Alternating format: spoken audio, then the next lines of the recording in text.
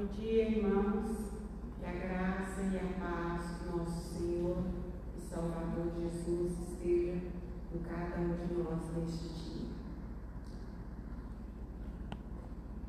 Hoje nós vamos começar a nossa escola bíblica dominical lendo o Salmo 45. Salmo 45.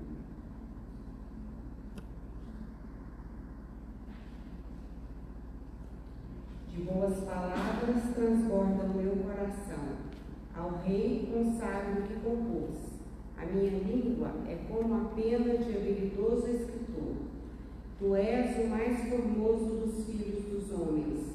Nos teus lábios se extravasou a graça. Por isso, Deus te abençoou para sempre. Cinge a espada no teu flanco, herói. Cinge a tua glória e a tua majestade. E nessa majestade cavalga prosperamente pela causa da verdade e da justiça. E a tua destra te ensinará proezas. As tuas setas são agudas, penetram no coração dos inimigos do rei. Os povos caem submissos a ti. O teu trono, ó Deus, é para todo sempre. Cetro de equidade é o cetro do teu reino. Amas a justiça e odeias a iniquidade. Por isso, Deus, o teu Deus te ungiu com óleo de alegria, como a nenhum dos teus companheiros. Todas as tuas vestes recebem a mirra, aloés e cássia. De palácios de marfim ressoam instrumentos de cordas que te alegram. Filhas de reis se encontram entre as tuas damas de honra. À tua direita está a rainha adornada de ouro finíssimo de Ofir. Ouve, filha, vê, dá atenção. Esquece o teu povo e a casa de teu pai. Então o rei cobiçará a tua formosura, pois ele é o teu Senhor. Inclina-te perante ele. A ti virá a filha de Tiro, trazendo donativos. Os mais ricos do povo te pedirão favores. Toda formosura é a filha do rei no interior do palácio. A sua vestidura é recamada de ouro. Em roupagens bordadas, conduzem-na perante o rei. As virgens, suas companheiras, que a seguem, serão trazidas à tua presença. Serão dirigidas com alegria e regozijo. Entrarão no palácio do rei. Em vez de teus pais, serão teus filhos, os quais farás príncipes por toda a terra. O teu nome eu farei celebrado de geração a geração, e assim os povos te louvarão para todo o sempre. Que Deus abençoe assim esta porção da sua palavra em nossos corações. Vamos cantar o hino 27, um hino ao Senhor. Hino 27. Thank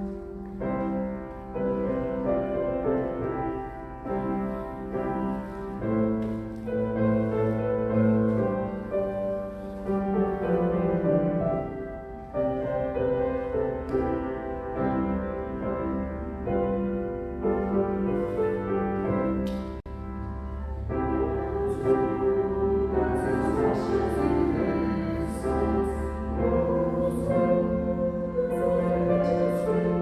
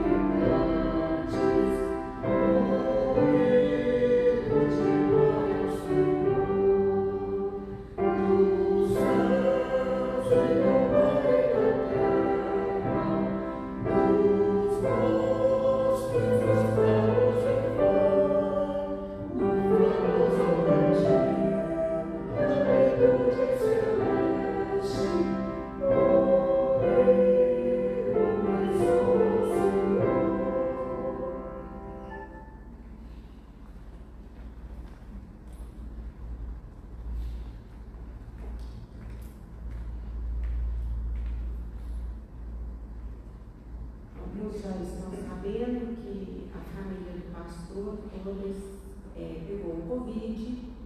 A Mônica e o pastor estão internados, mas o estado deles é estável. E nós clamamos a todos que estejam orando pelos irmãos, pelo Timóteo, pela Lloyd, pela Thalita, pelo Mateus, pelos pais da Thalita também.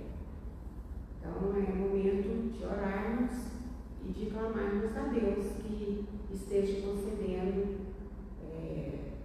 o teu cuidado e da plena recuperação aos amados irmãos. Vamos orar. Pai querido, graças te damos por esse dia em que o Senhor nos concedeu com a tua graça, misericórdia e bondade. Muito obrigada, porque o Senhor demonstra o teu amor, da tua presença, também da tua grandeza, Pai, demonstrando que só o Senhor é o nosso Deus, o nosso Pai, o nosso Senhor, o nosso Salvador. É o Senhor, Pai, que governa as nossas vidas, é o Senhor que tem o poder, é o Senhor que controla todas as coisas, e é do Senhor que vem, Pai, tudo aquilo, Senhor, que necessitamos, tudo aquilo que precisamos e tudo aquilo que nem esperamos, mas sabemos que o Senhor, Pai, é providente e o Senhor concede-nos sempre, Pai, do teu querer, porque a palavra do Senhor fala que a tua vontade é boa, agradável e perfeita, meu Deus. Cremos que o Senhor reina, que o Senhor governa e que o Senhor concede-nos sempre, Pai, diante do nosso temor e tremor, a certeza que o Senhor é conosco sempre, meu Deus. Louvamos ao Senhor por este momento em que podemos estar na tua casa para aprendermos mais de ti através da tua palavra e pedimos e rogamos também, Pai, que o Senhor seja conosco no entendimento, no aproveitamento daquilo que o teu servo preparou para que pudéssemos aprender, meu Deus. Que o Senhor esteja o abençoando, que o teu Santo Espírito esteja o inspirando para expor com fidelidade a palavra do Senhor a nós. Clamamos ao Senhor que o Senhor esteja presente também na vida do pastor e da Mônica, do Timóteo e da Lloyd, que estão com os dois no hospital, meu Pai, dando a eles, Senhor, a serenidade, a tranquilidade, que o Senhor é com eles e que tudo concorre para o bem deles, meu Deus.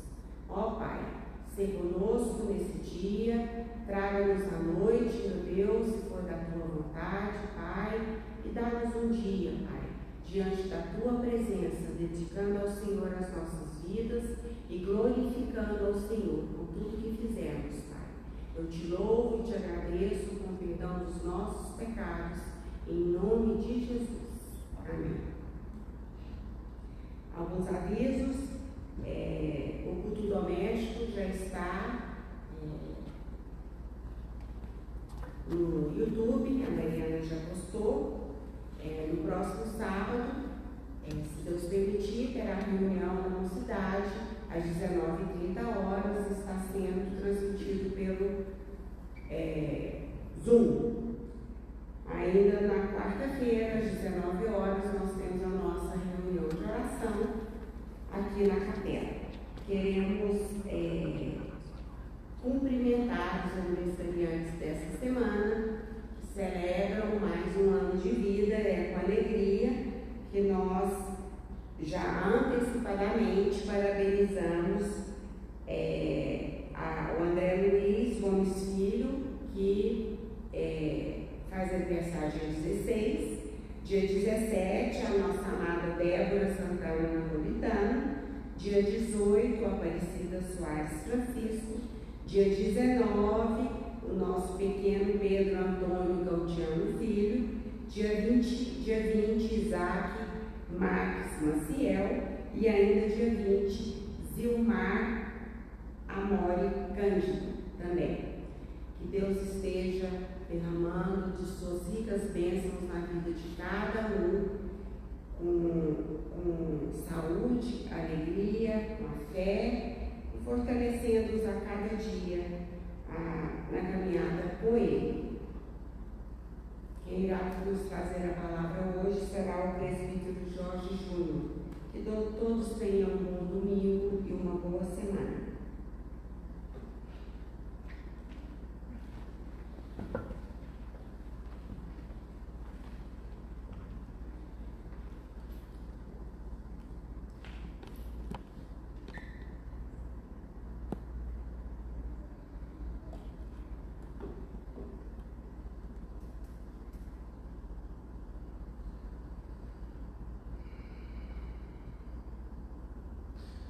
Quero saudar os irmãos na graça e paz de Deus, nosso Pai, o Senhor e Salvador Jesus Cristo. Convidar os irmãos também a abrir nossas Bíblias no texto da carta de Paulo aos Efésios, capítulo 4.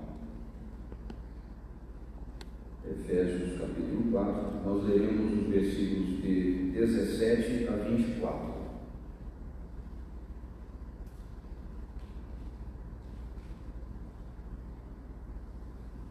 Assim diz a palavra de Deus. Isto, portanto, digo e no Senhor testifico, que não mais andeis como também andam os gentios, na vaidade dos seus próprios pensamentos, obscurecidos de entendimento, alheios à vida de Deus por causa da ignorância em que vivem, pela dureza do seu coração, os quais, tendo se tornado insensíveis, se entregaram à dissolução, para com avidez cometerem toda sorte de impureza. Mas não foi assim que aprendestes a Cristo, se é que de fato tendes ouvido e nele fostes instruídos, segundo é a verdade em Jesus, no sentido em que, quanto ao trato passado, vos despojeis do velho homem, que se corrompe segundo as concupiscências do engano, e vos renoveis no espírito do vosso entendimento e vos revistais do novo homem, criado segundo Deus, em justiça e retidão procedentes da verdade. Vamos orar. Santíssimo Deus, nosso eterno Pai, nós nos colocamos na Tua presença, Senhor, com os nossos corações gratos e amparados, não somente nas Tuas promessas, e na certeza de que o Senhor é o nosso Deus. Nós conhecemos o Deus verdadeiro e único, o Deus que nos ama, tem cuidado de nós. Por isso, Pai, os nossos corações estão em paz e cheios de esperança, porque nós cremos que o Senhor tem cuidado em todas as áreas da nossa vida. Nós clamamos, sim, por aqueles que estão enfermos, porque cremos que o Senhor tem cuidado de cada um deles nas suas necessidades. Cuida também, Senhor, nesta manhã, para que estejamos mais uma vez sendo cuidados pelo Senhor no conhecimento, no entendimento daquilo que o Senhor quer falar aos nossos corações. Abençoa-nos, Pai, com a iluminação do Teu Santo Espírito, para que saiamos deste estudo, Pai, crescidos não só de conhecimento, mas também de entendimento, de discernimento da Tua vontade, mais uma vez transformados e sustentados, Pai, por essa palavra que nos guia, que nos faz conhecer a Tua vontade. Sejamos assim cristãos que na prática vivem e testemunham aquilo que o Senhor espera de nós, para que outros sejam alcançados por essa verdade e que acima de tudo o nome do Senhor seja exaltado e glorificado. Assim é a nossa oração, em nome do Teu Filho Jesus. Amém, Senhor. Meus irmãos, quando a gente acorda pela manhã, nós abrimos os olhos e muitas vezes nós nem sequer damos conta de que estamos respirando, e nós nos levantamos e já entramos naquela rotina, nós reiniciamos a nossa rotina diária pelas atividades que são comuns aparentemente coisas naturais, espontâneas. E mesmo nós cristãos, se nós não exercitarmos a nossa disciplina diária de reservarmos um tempo precioso para falarmos com Deus, para meditarmos na sua santa palavra, nós também facilmente nos envolveremos com os afazeres e com as dispersões do mundo, sem darmos aquela devida importância à nossa relação com Deus, sem priorizarmos, portanto, o que é mais importante, como se Deus não fosse o responsável por todas essas bênçãos que graciosamente Ele renova, Ele nos concede a cada nova manhã. O ser humano, em sua natureza, ele tende a agir como se fosse senhor da sua própria existência, como se ele fosse capaz de dar conta de si mesmo e de todos os seus planos e de todos os seus projetos. Se nós, cristãos, não estivermos atentos e devidamente comprometidos com o nosso dever de louvar a Deus e de glorificá-lo com o nosso viver, também nós estaremos agindo como os gentios, como aqueles que vivem alheios à vida de Deus, alheios à existência de Deus, agindo como se Ele não estivesse presente, como se nós não precisássemos dele e como se o fato dele existir ou não fosse indiferente para nós.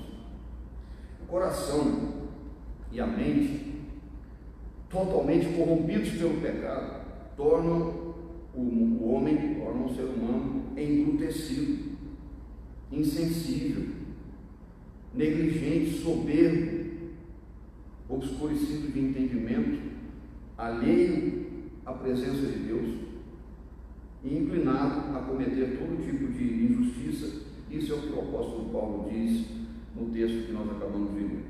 Paulo também, nesse mesmo texto, ele chama a atenção da igreja para que o senhorio de Cristo em nossas vidas supere toda sorte de impureza e que pela renovação espiritual procedente da verdade, ele diz, vivamos como novas criaturas, buscando aquilo que de fato é justo e reto perante Deus, aquilo que glorifica a Deus.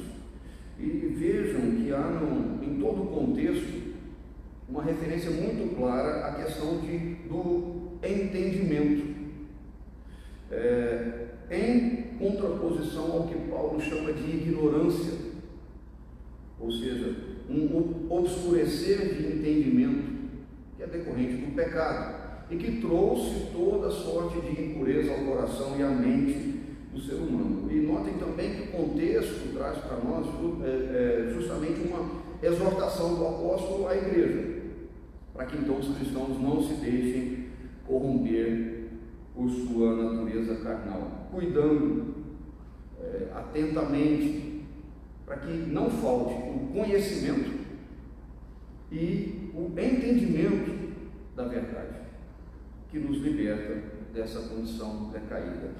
E essa é a preocupação de Paulo, essa é a preocupação que o apóstolo tem, certamente como um alvo maior, que é fazer com que a igreja de Cristo não negligencie o seu maior propósito, que é o de glorificar a Deus em todo o tempo. E então, a partir dessa preocupação do apóstolo Paulo, é que eu gostaria de meditar nessa manhã com os irmãos e tratar sobre questões muito práticas, bastante comuns, que dizem respeito ao ser humano e à sua relação com Deus.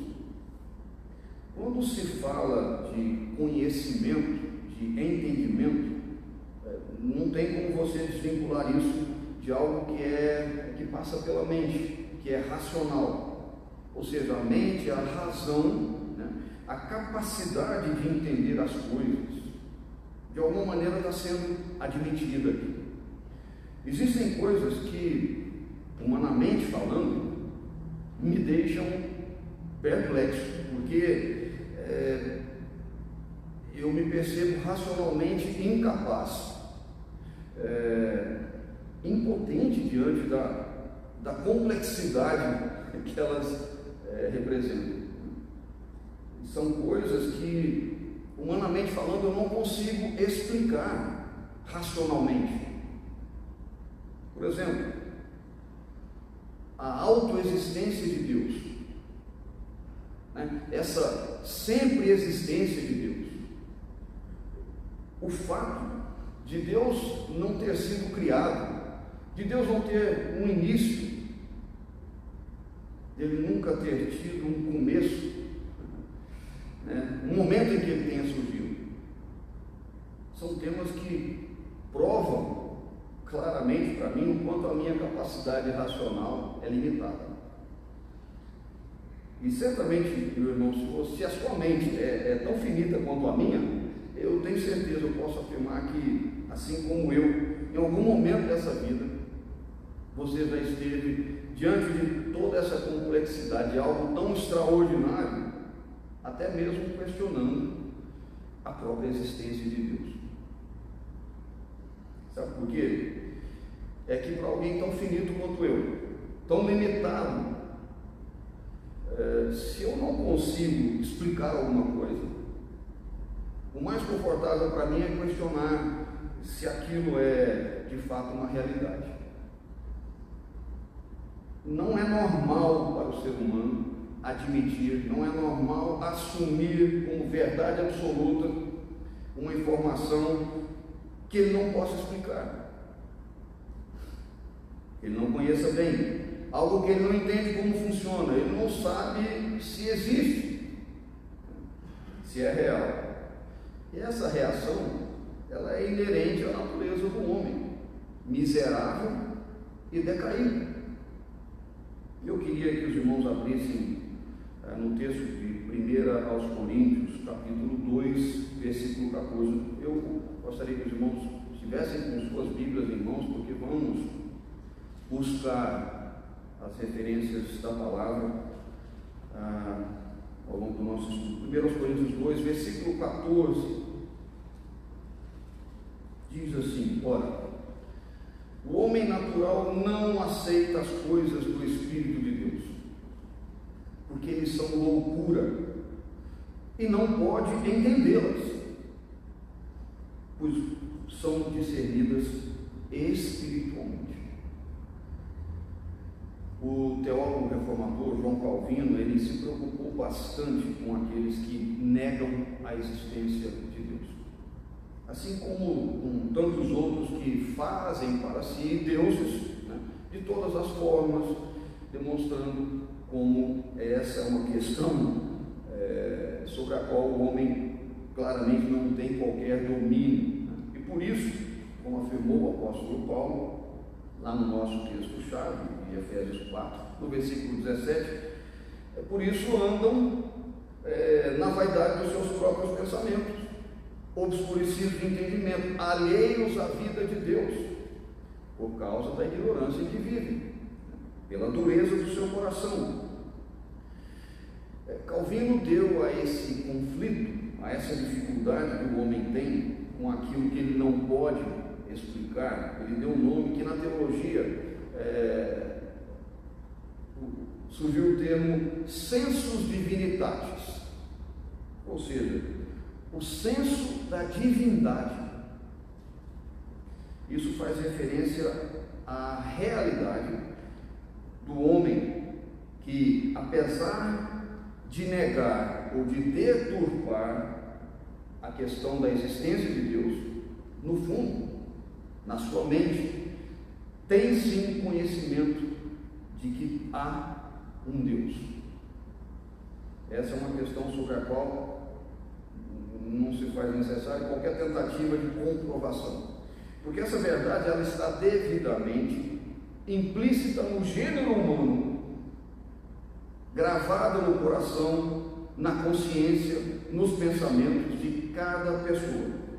E nós veremos isso no texto a seguir. Carta aos Romanos, capítulo 2, versículos 14 e 15. Paulo aos Romanos, capítulo 2, versículos 14 e 15. E lá Paulo registra assim: quando, pois, os gentios que não têm lei procedem por natureza de conformidade com a lei, não tendo lei, servem eles de lei para si mesmos. Agora vejam isso: eles mostram a norma da lei gravada no coração, no seu coração, testemunhando-lhes também a consciência e os pensamentos, mutuamente acusando-se ou defendendo-se. O homem pode até tentar fugir por covardia, o homem pode até tentar ignorar por conveniência a existência de Deus, mas ele não pode negar para si mesmo alguma coisa que está impressa no seu próprio coração, no coração de todo ser humano, que foi criado à imagem e semelhança de Deus, do próprio Deus. E Gênesis 1, 27 diz que criou Deus, pois, o homem à sua imagem, a imagem de Deus o criou, homem e mulher os criou. E por conta disso eu não vou perder mais nem um minuto, meus irmãos, tentando provar a existência de Deus, porque nem mesmo a Bíblia se preocupa em provar isso, simplesmente admite a sua existência eterna. Deus já existia no princípio, antes de ter criado qualquer coisa que existe.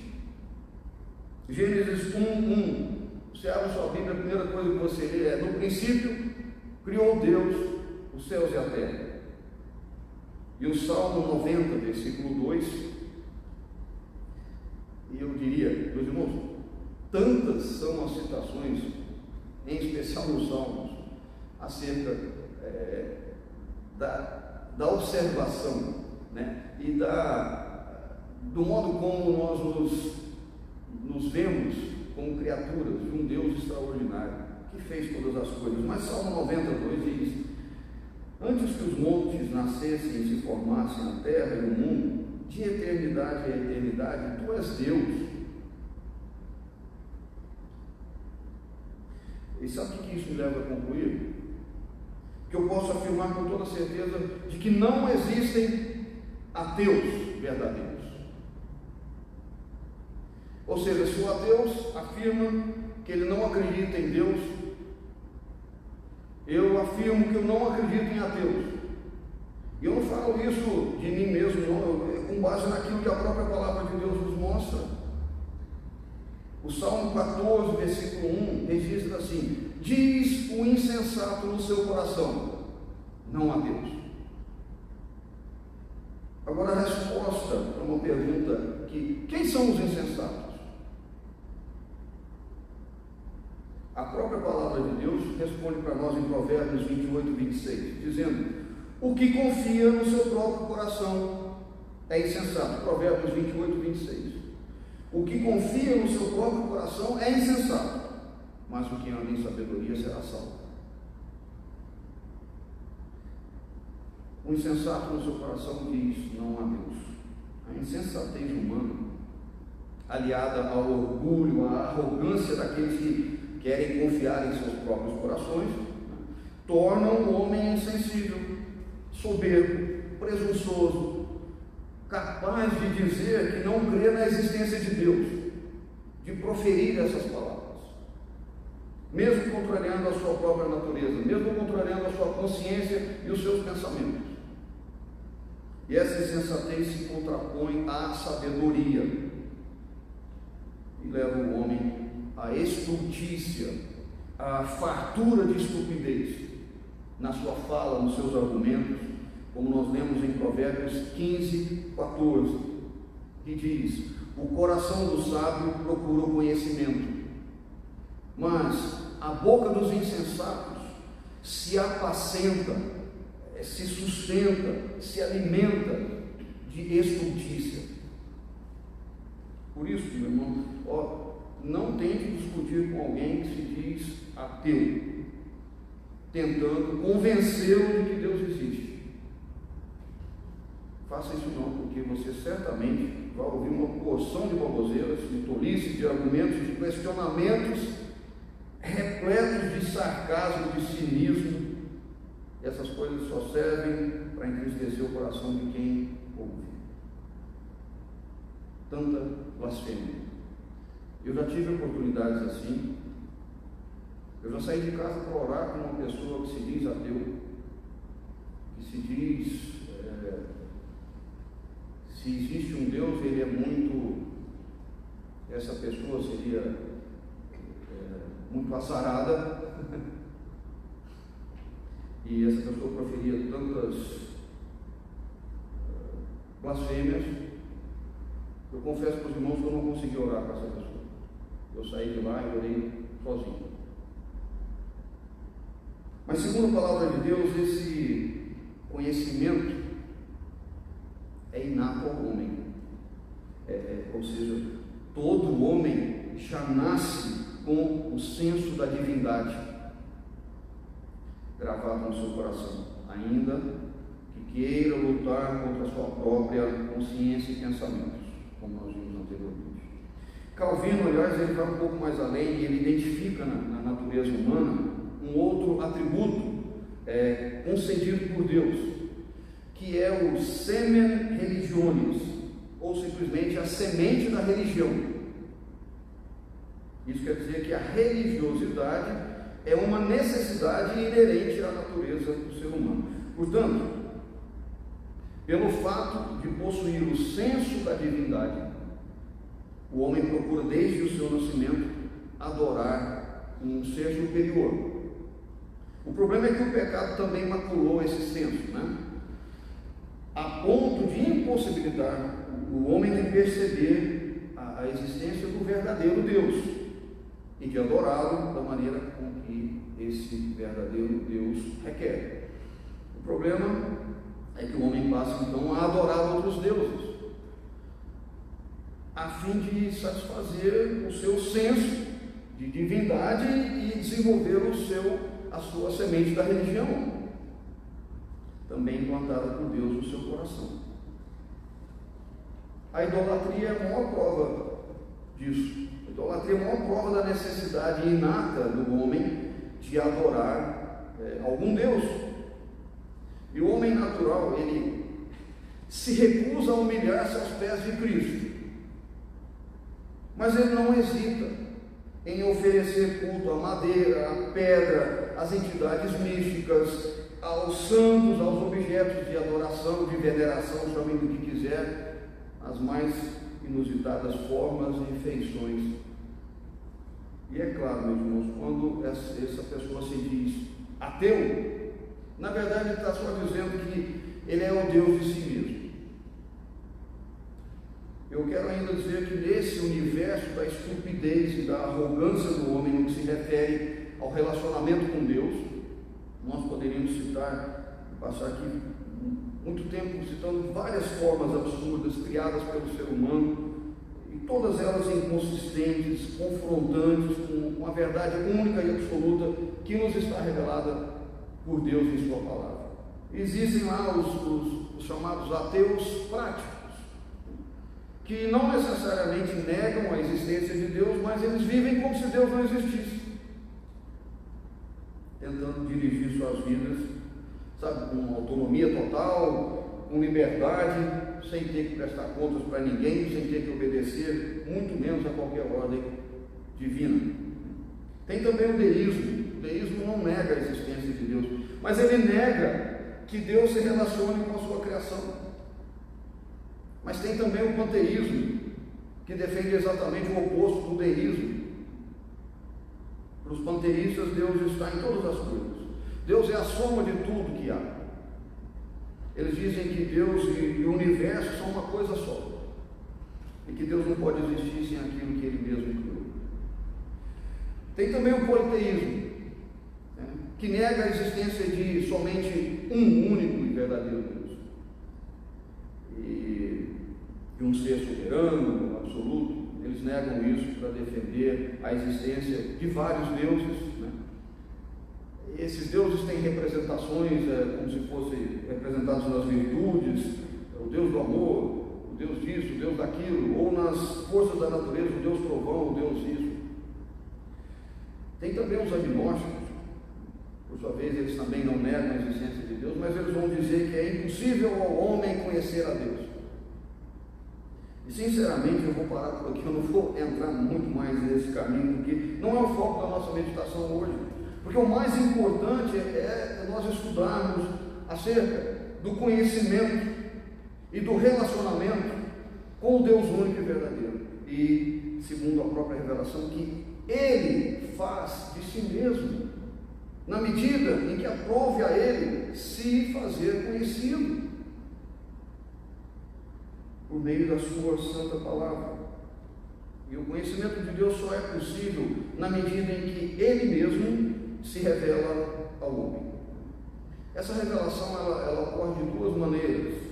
Nós conhecemos a revelação geral, e pela qual Deus se dá a conhecer naquilo que foi criado, no meio da sua criação, no seu relacionamento com as coisas que foram criadas. Isso seria a revelação geral. E existe uma revelação que é especial, que é a obra redentora de Cristo. Essa está exposta nas Sagradas Escrituras. Se a gente pega a teologia sistemática para estudar, a gente vê que existe uma divisão muito bem feita didaticamente acerca do conhecimento de Deus. A teologia sistemática divide em duas partes. Tem tudo a ver com a revelação geral e a revelação especial. Primeiro, a parte do conhecimento que é inato, ou seja, que já nasce conosco, que está relacionado com a revelação geral. E a outra seria o conhecimento que é adquirido, e que está relacionado com a revelação especial. Eu vou falar um pouco sobre o conhecimento inato. Ele é colocado por Deus no coração, na mente de todo homem desde o seu nascimento. Ele está intimamente relacionado com aquilo que Calvino chamou de senso da divindade e com a semente da religião, como nós já anteriormente vimos em trechos da palavra de Deus que aqui foram lidos. Todos os homens receberam esse conhecimento previamente gravado no coração do homem, e que é percebido pela observação do poder de Deus através das obras da criação, assim como pela presença de um senso moral que há em nós desde o nascimento. Abram em Romanos 1, por favor, carta aos Romanos, capítulo 1, versículos 19 e 20, porque esse é claramente o argumento do apóstolo Paulo ali em Romanos 1, 19 e 20. O texto diz assim: pois o que de Deus se pode conhecer é manifesto entre eles, porque Deus lhes manifestou. Pois desde a criação do mundo, os atributos invisíveis de Deus, o seu eterno poder, a sua natureza divina, têm sido vistos claramente, sendo compreendidos pelas coisas que foram criadas. Porém, não basta o conhecimento meramente intuitivo, racional, derivado de observação visual ou de provas visíveis da existência de um ser superior ou de uma energia ou força maior, como se diz por aí. Não basta, porque essas coisas só podem levar o homem comum a proferir ideias, noções, conceitos com uma argumentação meramente intelectual e que promovem dúvidas, divergências, conceitos enganosos, idolatria. E Calvino afirma que esse conhecimento natural ele é limitado. E é claro, que fique bem claro, não tem um caráter redentivo. Ou seja, mesmo com esse conhecimento natural de Deus, o homem ele não produz fruto de arrependimento e muito menos se aproxima de Deus. Muito pelo contrário. O homem ele acaba criando para si superstições que vão fazê-lo se perder, vão fazê-lo se alienar de Deus. Isso quer dizer, sim, que nem o senso da divindade e nem a semente da religião podem, por si só, sem o advento da fé salvadora, tirar o homem da sua condição de perdição e de pecado. No máximo, essas percepções inatas do homem servem apenas para condená-lo por causa da sua idolatria e incredulidade. Mas tem o conhecimento adquirido. Por sua vez, é um conhecimento obtido pela reflexão, pelo estudo, pelo resultado como resultado das respostas que o homem encontra na palavra de Deus acerca das suas dúvidas, dos seus questionamentos, dos seus temores. Esse conhecimento adquirido, quando é trazido à luz por meio da fé que Deus concede ao homem como um dom, esse produz frutos de discernimento, que é exclusivamente espiritual para aquele que o recebe. Efésios 2:8, todos conhecem de cor, e diz que, porque pela graça sois salvos, mediante a fé. Isso não vem de vós, diz o texto, é dom de Deus. Essa é a revelação especial, que é pessoal, que é particular de Deus ao ser humano. Essa sim transforma, regenera todas as áreas do ser humano, restaurando e santificando todas as áreas da vida do homem. É o conhecimento que é proveniente da revelação escrita de Deus, revelada e preservada por Deus. Romanos 10:17 afirma para nós: e assim a fé vem pela pregação, e a pregação pela palavra de Cristo. Esse é o conhecimento que liberta, esse é o conhecimento que salva, que gera mais do que o conhecimento, reconhecimento de Cristo como o único e verdadeiro e suficiente Salvador, como o único caminho. O conhecimento ou o reconhecimento que traz esperança, que traz sentido para a nossa vida, para a vida presente, para a vida futura, para aquilo que é passageiro, mas também para aquilo que é eterno, conforme revelado por Deus na sua própria palavra. É claro que o conhecimento que o homem pode obter de Deus é limitado. Eu não estou dizendo o contrário. Isso fica claro para nós por dois motivos. Porque Deus se revelou de forma limitada a nós, mas de forma suficiente. E o segundo ponto é porque o homem tem uma capacidade limitada de conhecer a Deus. Porque Deus, em sua essência, é incompreensível. Aí a gente se depara com expressões na palavra, como eu já disse, que nos dão uma ideia de quão grande, de quão magnânimo, de quão incomparável é Deus. Aí você lê Jó 26:14, que diz: eis que Deus é grande e não o podemos compreender. O número dos seus anos não se pode calcular. Isso é Jó 26:14. Isaías 40:18. Com quem comparareis a Deus? Isaías 40:18. Com quem comparareis a Deus? Ou que coisa semelhante confrontareis com Ele? Romanos 11, versículos 33 e 34. Ó profundidade da riqueza, tanto da sabedoria como do conhecimento de Deus. Quão insondáveis são os seus juízos e quão inescrutáveis os seus caminhos. Quem, pois, conheceu a mente do Senhor? Ou quem foi o seu conselheiro? São expressões de homens tocados por essa palavra, transformados por essa palavra, que vem quão grande e incompreensível é Deus.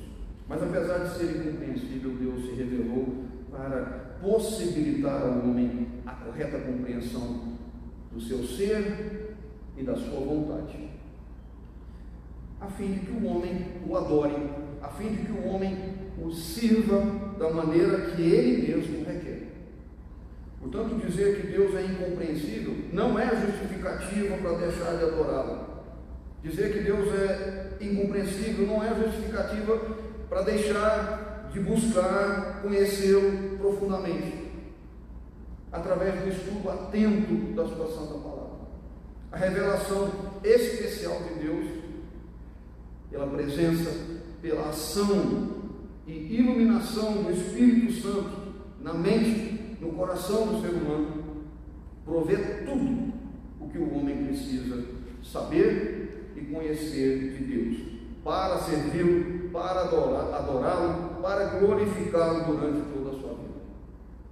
João 17,3 afirma: e a vida eterna é esta, que te conheçam, a ti, o único Deus verdadeiro, e a Jesus Cristo, a quem enviaste.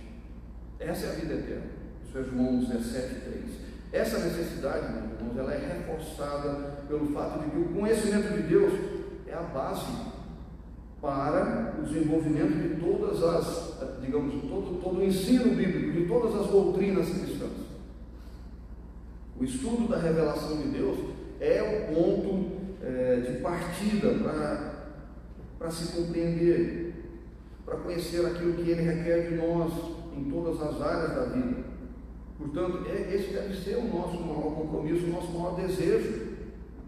E eu vou concluir dizendo que eu creio que o estudo da palavra de Deus que fizemos até aqui nessa oportunidade, eu creio que ele tenha nos proporcionado a nós o suficiente para nós entendermos que aqueles que se contrapõem a uma verdade única e inerrante na revelação bíblica de Deus, estes carecem da misericórdia, carecem da graça divina em lhes conceder a fé verdadeira, que reconhece, que confessa Jesus Cristo como Salvador, a verdadeira fé salvadora, a verdadeira fé transformadora.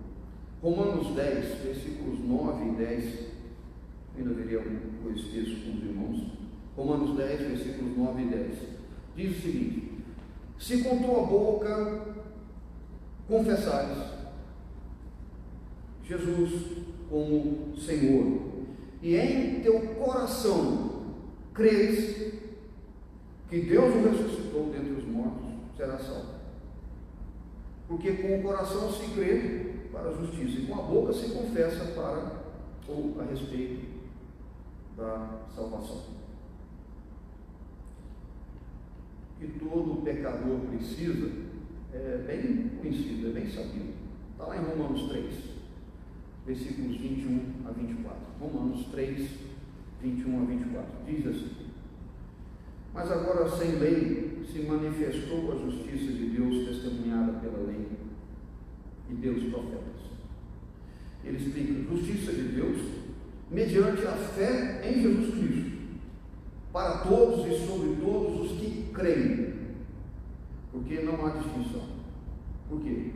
Pois todos pecaram e carecem da glória de Deus, sendo justificados gratuitamente por sua graça, mediante a redenção que há em Cristo Jesus. Isso é o que todos carecem. A fé que nós recebemos de Deus, pelo conhecimento da palavra, também resolve, também dissolve, também elimina aquelas dúvidas lá do começo, no tempo da nossa ignorância. Será que existe Deus? Essa fé, ela satisfaz o coração do crente, com a dádiva de Cristo pela igreja. Romanos 10, 11 é o último texto que eu gostaria de ler, porque ele diz assim: porquanto a Escritura diz, todo aquele que nele crê não será confundido.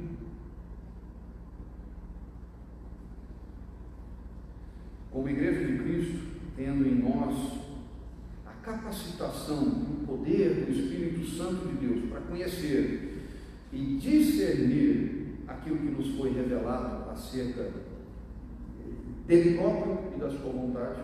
Nós precisamos buscar cada vez mais servi-lo, adorá-lo, e isso com integridade de vida, mente e coração, em santidade, em retidão, para que o senhorio de Cristo seja conhecido, seja manifesto por meio do nosso testemunho, por meio das nossas palavras, por meio das nossas ações, para a glória do único e verdadeiro Deus.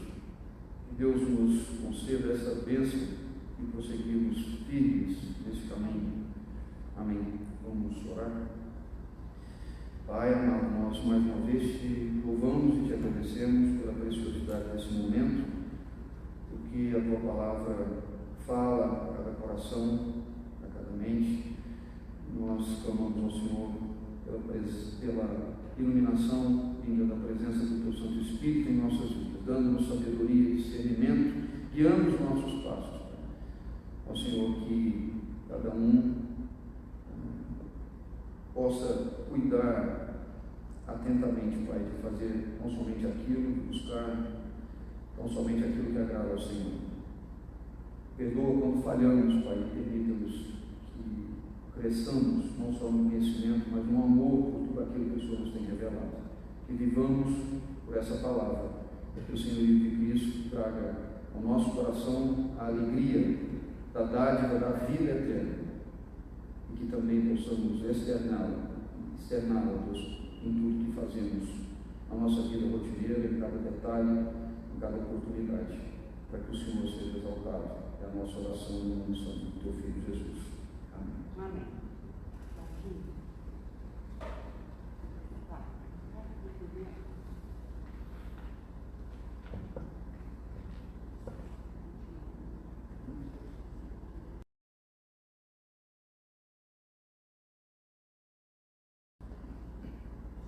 Como no mês passado a Igreja Presbiteriana comemora o Dia do Homem Presbiteriano, o segundo domingo também do mês de fevereiro é o Dia da Mulher Presbiteriana. Então, em nome da SAF, eu gostaria de ler uma oração da mulher cristã. Senhor, dá-me de Raquel a arte de fazer-me amar. Dá-me de Joquebede o espírito de sacrifícios e renúncia. Dá-me de Débora a solidariedade e o estímulo. De Ruth, dá-me a dedicação e a bondade. De Ana, dá-me a fé e fibra para cumprir o voto. Dá-me a astúcia de Mical para usá-la no bem, não para o mal. Como Abigail, faz-me mensageira da paz. Como Esther, que eu seja desinteressada e altruísta. Como Maria, faz-me humilde. E como Isabel, capaz de regozijar-me com o bem alheio. De Marta, dá-me a disposição para o trabalho material, e de Maria, o anseio espiritual. Como Dorcas, a costureira, que eu seja útil ao necessitado. E como Lídia, a mulher hospedeira, para que eu abra a porta ao que chegar cansado. Como a mulher samaritana, que eu corra a falar da salvação. Que Deus abençoe a cada mulher presbiteriana da Capela Presbiteriana de Anápolis e também daquela que nos ouve nesse dia.